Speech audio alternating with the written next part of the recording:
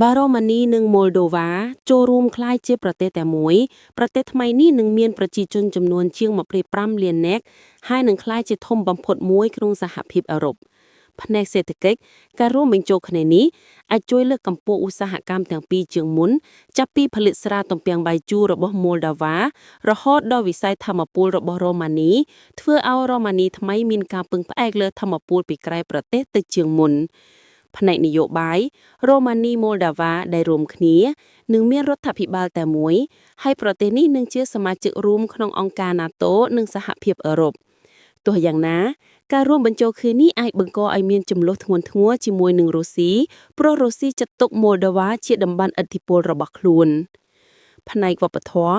ភាសាផ្លូវការនឹងជាភាសារ៉ូម៉ានីហើយប្រជាជនពីទាំងពីរប្រទេសច្រើនបានចាត់ទុកថាម៉ូលដូវ៉ាជាផ្នែកមួយនៃរ៉ូម៉ានីតែវាមិនទាន់មានឯកសារផ្លូវការបញ្ជាក់ឡើយ